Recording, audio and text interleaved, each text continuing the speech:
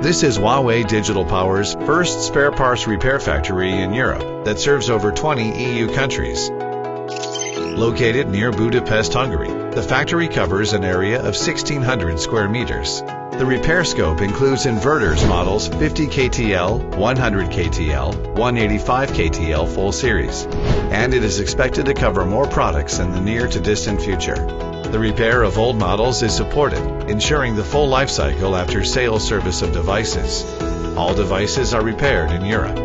The repair standards comply with Huawei's requirements to ensure the quality of repaired parts and supply continuity of spare parts. The center has obtained certifications such as ISO 9001, ISO 14001, ISO 45001, ISO 27001, IATF 16949, and SMETA. Huawei Digital Power Services prioritizes safety and quality for shared and sustained benefits.